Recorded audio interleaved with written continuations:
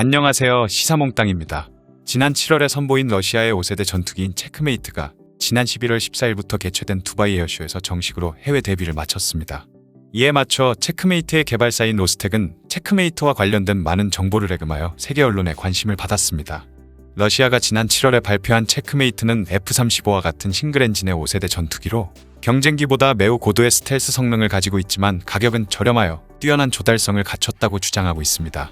현 단계에서 러시아 공군은 체크메이트를 도입할 예정은 없지만 아랍에미리트와 인도 및 베트남, 그리고 아르헨티나 등의 국가의 수출을 염두에 두고 개발이 진행 중이며 2023년 첫 비행을 시작으로 2026년부터 양산기 출하가 예정되어 있어 최근 개막된 두바이 에어쇼에서 해외 홍보를 위한 프로모션을 진행했습니다. 이에 맞춰 체크메이트의 개발사인 로스텍사도 많은 정보를 풀기 시작하면서 전 세계 언론의 관심이 모아지고 있습니다. 우선 체크메이트의 탑재될 엔진은 현재 수호이 57이 사용하고 있는 AL-41FE를 재설계하여 신뢰성을 높인 커스텀 버전이 될 것이라고 수호이 설계국 관계자가 밝히고 있습니다. 또한 러시아 국영 언론인 이타르타스 통신은 체크메이트의 상세한 스펙을 공개했으며 이 가운데 체크메이트에 탑재될 엔진의 최대 추력을 14,500kg포스에서 16,000kg포스라고 기재했기 때문에 체크메이트에 탑재될 AL-41F1 커스텀 버전은 오리지널 엔진보다 추력 성능이 좀 더 높아질 것으로 보입니다. 덧붙여서 이타르타스 통신이 공개한 체크메이트의 스펙은 다음과 같으며 지난 7월에 발표한 때와는 일부 수치가 다릅니다. 우선 전장은 17.5m의 전폭은 11.8m이며 기체 중량과 최대 이륙 중량은 밝히지 않았습니다. 또한 페이로드는 7.4톤이며 최대 속도는 2200km의 항속거리는 2800km로 보도했으며 마지막으로 조달 비용은 3천만 달러부터 시작한다고 밝혔습니다. 공개된 스펙상의 7.4톤의 페이로드는 웨폰베이 내부에 설치된 5곳의 하드포인트와 외부에 설치된 하드포인트의 무기를 탑재했을 때의 합계치여서 스텔스 성능을 우선시할 경우 7.4톤의 무기를 한꺼번에 휴대하는 것은 불가능합니다. 항속거리가 2800km라는 것도 기내 연료 탱크만을 사용한 숫자이므로 기회의 증조를 휴대하게 된다면 체크메이트의 항속거리는 더욱 증가한다는 의미인데 이 경우에 항속거리에 대해서는 밝혀지지 않았습니다. 체크메이트의 제조사인 로스텍이 발표한 스펙이 정확한 것인지는 알 수 없지만 현재 운용되고 있는 F-35A의 스펙도 정확하지는 않아 적어도 발표된 체크메이트의 수치를 F-35와 비교하면 체크메이트는 F-35A보다 페이로드가 약간 적지만 최고 속도와 내부 연료 탱크만의 항속거리와 조달이라는 세 가지 면에서는 F-35A를 상회하고 있을 가능성이 있습니다. 하지만 체크메이트의 스텔스 성능과 항공전자 성능에 대해서는 정보가 없으므로 체크메이트와 F-35A를 현 단계에서 비교해도 누가 더 뛰어난 5세대 전투기인가는 알 수가 없습니다. 체크메이트는 기체 이외에도 레이더 송수신 모듈이나 전자전 시스템의 안테나를 주날개 앞쪽 가장자리와 주날개 끝에 박았으며 최대 30개의 공중 목표와 최대 2개의 지상 및 해상 목표를 추적하면서 최대 6개의 목표와 동시교전이 가능하다고 합니다. 체크메이트의 이러한 성능은 현재는 알 수 없고 미래에 증명될 것으로 보이지만 F-35A보다 저렴하게 조달할 수 있다는 점만은 가능할 것으로 보입니다. 이타르타스 통신이 공개한 체크메이트에 대한 정보는 유튜브 설명란에 링크를 걸어놓았으니 관심 있으신 분들은 꼭 찾아보시기 바랍니다. 러시아에 대한 또 한 가지 소식이 있습니다.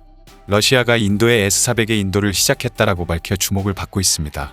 어제부터 시작된 두바이 에어쇼에 앞서 러시아 연방군사기술협력국장 슈가예프는 인도로의 S-400 인도가 시작됐다고 밝혀 주목을 받았습니다.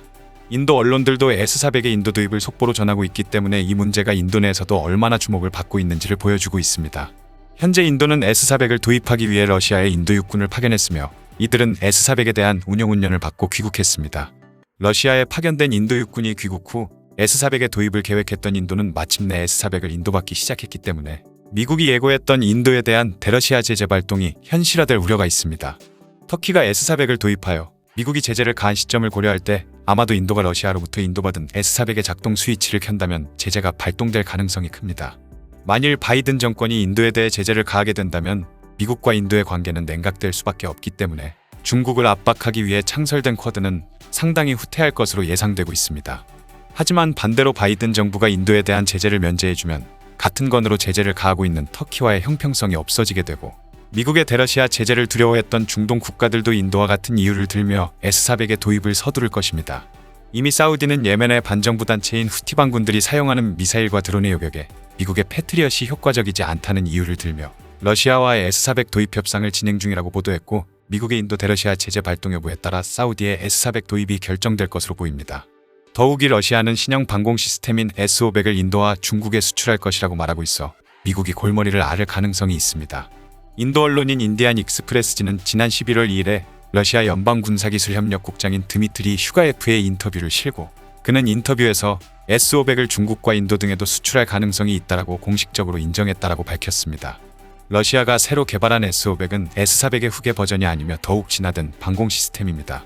S-500은 탄도미사일과 지구 저궤도에 떠있는 위성 및 극초음속 무기, 그리고 후방에 위치한 조기경보기와 공중구비기 등 가치 높은 공중 목표를 요격하는 데 특화된 방공 시스템으로 최대 600km에서 800km 내의 범위에서 작동합니다.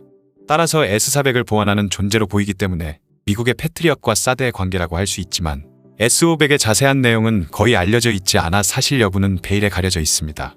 하지만 확실한 것은 S-500과 S-400의 조합으로 완성되는 러시아의 다층 방공 시스템은 러시아의 방공 시스템을 업그레이드 할 것이며 이 조합을 폴란드와 리투아니아 사이에 위치한 러시아령인 칼리닝그라드와 우크라이나로부터 강탈한 크림반도에 배치한다면 냉전 종식 후에 나토에 가입한 동유럽 국가들과 독일 및 그리스와 터키까지 러시아의 감시 범위에 놓이게 되어 나토로서는 매우 귀찮은 문제가 될 것입니다. 이러한 S-500에 대해 드미트리 슈가예프 러시아 연방군사기술협력국장은 충분한 양의 러시아군에 돌아가면 중국과 인도 등 파트너 국가에도 S-500을 공급하는 방안을 검토하고 있다고 말한 것입니다. 이에 대해 외신들은 러시아가 처음으로 S-500의 해외 수출을 공식 언급했다고 크게 보도하면서 대만 해협에서 미국과 대치하고 있는 중국과 S-400의 도입으로 미국의 제재 발동을 앞두고 있는 인도, 러시아로부터 도입한 S-400을 절대 포기하지 않고 있는 터키에 러시아가 S-500을 수출한다면 미국의 바이든 행정부는 군사적으로나 외교적으로 골머리를 앓게 될 것입니다. 더욱이 러시아는 신형 스텔스 전투기인 체크메이트를 사우디와 아랍에미리트에 판매하려 하고 있어 미국의 대러시아 제재와 바이든 행정부가 내세운 무기 수출 정책들은 큰 갈림길에 서 있습니다.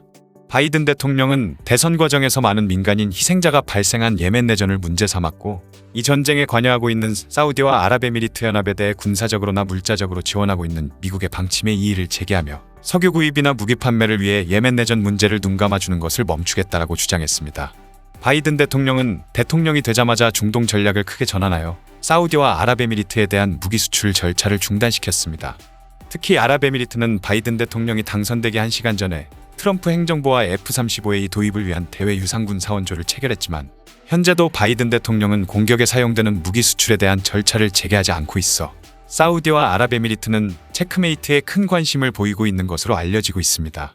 따라서 이를 알고 있는 러시아는 지난 14일에 개막한 두바이 에어쇼에 체크메이트 목업을 들여와 중동 국가들을 대상으로 대대적인 프로모션을 진행하고 있으며 당연히 사우디와 아랍에미리트 및 카타르 같은 나라와 수출 협상을 벌일 것이기 때문에 바이든 행정부는 대러시아 제재 원칙에 따라 만약 체크메이트를 러시아에서 도입한다면 CAATSA에 따른 제재가 발동될 수 있다라는 엄포를 놓을 수밖에 없습니다. 이 대러시아 제재는 S-400뿐 아니라 수호-235 도입으로도 발동할 수 있다라며 인도네시아와 이집트를 위협한 바 있어 당연히 5세대 전투기인 체크메이트에도 적용될 가능성이 높아 미국 외교는 자신의 국내법으로 점점 갈 길이 좁아지고 있는 상태입니다. 아마도 푸틴은 체크메이트를 무기로 미국의 무기 수출 정책의 틈새를 비집고 들어가 바이든 정권을 공격하고 특히 S-500을 인도에 수출하겠다는 새로운 외교 카드로 바이든 행정부가 추진하는 쿼드와 대러시아 제재의 모순을 공격하여 CAATSA를 무산시킬 생각을 가지고 있을 것입니다.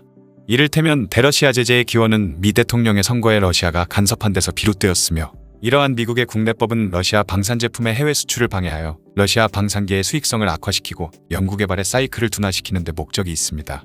하지만 미국의 대러시아 제재는 러시아를 직접 처벌하는 것이 아니라 러시아제 장비를 구입하는 국가를 처벌하기 위해 제3국의 주권을 침해한다는 비판도 있고 미국 내에서도 관계 강화를 원하는 국가와의 관계를 오히려 악화시켜 외교정책의 유연성을 잃었다는 지적도 많습니다. 하지만 이러한 국제역학적인 관계는 한국 무기의 해외 판매라는 관점에서만 본다면 러시아라는 경쟁자가 없어지는 것이기 때문에 중동 지역을 포함해 해외 KF-21 등의 무기를 판매하는 데에는 큰 도움이 될 것입니다. 이상 시사몽땅이었습니다.